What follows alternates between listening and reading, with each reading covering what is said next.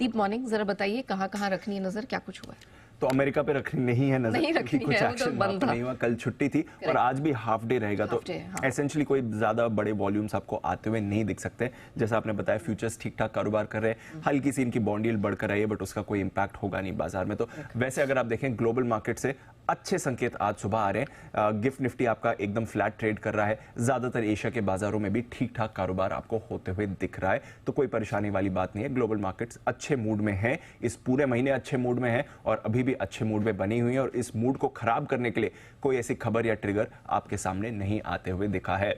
Asia की बात करें, आपने जापान पर रखी नजर, कल छुट्टी थी, एक दिन की छुट्टी के बाद आज जापान के बाजारों में बढ़िया तेजी आपको आती दिख रही है। निक्के आपको करीब 0.5% ऊपर इस समय ट्रेड करते हुए दिखेगा, वो इसलिए क्योंकि इनका सीपीआई इन्फ्लेशन डेटा आया है। अब सितंबर के मुकाबले में अक्टूबर में इन्फ्लेशन जरूर इनका बढ़कर आया है, बट अनुमान से कम आपने बढ़त देखी है, स्पेशली कोर सीपीआई में। जो इनका कोर सीपीआई आया है वो अनुमान से कम बढ़कर आया है, 2.9% पर आया है, अनुमान 3% का था, तो वहां से भी थोड़ा एक्शन आपको आते हुए दिख रहा है। तो जापान के बाजारों में अच्छी तेजी बन रही है। चीन और हांगकांग में कल हमने अच्छा एक्शन देखा था, आज देखते हैं किस तरह की मूव आपको आती हुई दिखेगी। जहां तक यूरोप की बात है, कल करीब 1/4% तक की खरीदारी आपने यहां पर आती हुई देखी, अच्छी बढ़त थी। स्टॉक स्पेसिफिक एक्शन था, थोड़ा ऑयल एंड गैस शेयर्स में रिबाउंड था, बट ट्रैवल शेयर सरप्राइजिंगली कल आपको थोड़ा फिसल कर आते हुए दिखे। हल्का सा डेटा का भी रिएक्शन आपने यूरोप में आते हुए दिखा है। 3 साल में पहली बार यूरोजोन पीएमआई में रोजगार में गिरावट के संकेत हैं। एक तरह से आप कह सकते हैं कि नेगेटिव खबर है, 3 साल बाद आप रोजगार में गिरावट के संकेत देख रहे हैं, बट दूसरी तरफ इसे पॉजिटिव भी आप देख सकते हैं कि यूरोपियन सेंट्रल बैंक जो पिछली पॉलिसी में पॉज पर आ गया था 10 बार रेट बढ़ाने के बाद, अब शायद उसे आगे रेट बढ़ाने की जरूरत नहीं पड़े, क्योंकि वहां पर भी एम्प्लॉयमेंट में गिरावट के संकेत आ रहे हैं। तो फेड की तरह ईसीबी के लिए भी ये राहत की बात रहेगी अगर ये डेटा थोड़ा खराब ही होकर आता है, तो वहां से थोड़ा बाजार को सहारा मिला। यूके के बाजारों में भी कई सारा डेटा आया था, वहां पर जो उनका इंडस्ट्रियल पीएमआई है वो बढ़कर आया है, तो मजबूती दिखा रहा है। दूसरा इनका कंज्यूमर कॉन्फिडेंस, ये डेटा अनुमान से बेहतर आपको आते हुए दिखा है, और वो भी इस बीच जब इन्फ्लेशन बड़ी परेशानी बना हुआ है।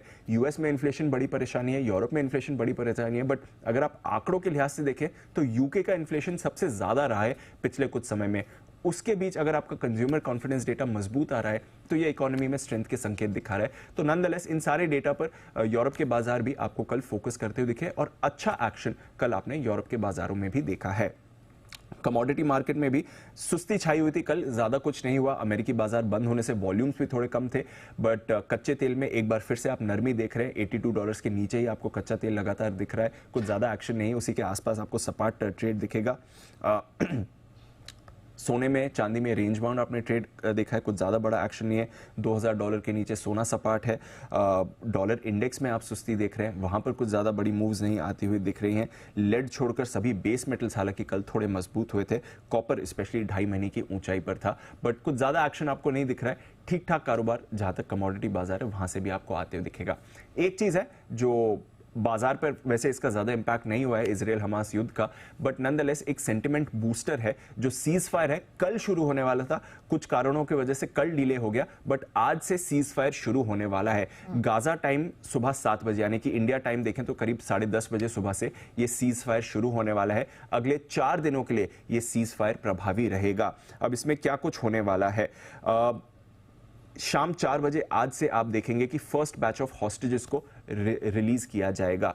इसके बाद आप देखेंगे कि रोज कुछ ना कुछ हॉस्टेजेस को रिलीज किया जाएगा। फर्स्ट बैच में 13 विमेन एंड चिल्ड्रन हैं जिन्हें पहले रिलीज किया जा रहा है, और अगले कुछ दिनों में करीब 50 लोगों को रिलीज करने वाले हैं हमास की तरफ से।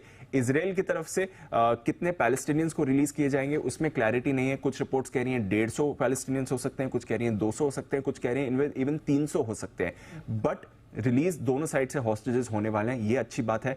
गाजा में रिलीफ मटेरियल आने वाला है, प्रतिदिन 200 ट्रक रिलीफ मटेरियल्स लेकर आएंगे, ऑयल एंड गैस भी आने वाला है। तो एसेंशियली 4 दिन के लिए ये सीज फायर है, और फिर आगे भी आशा की होप है कि इसे रोज बढ़ाया जाता है अगर हमास 10 हॉस्टेजेस रोज और रिलीज करता है। तो पहले 4 दिन में करीब 50 हॉस्टेजेस को रिलीज किया जाएगा, और फिर हर एक दिन बढ़ सकता है अगर 10-10 हॉस्टेजेस ये और रिलीज करे।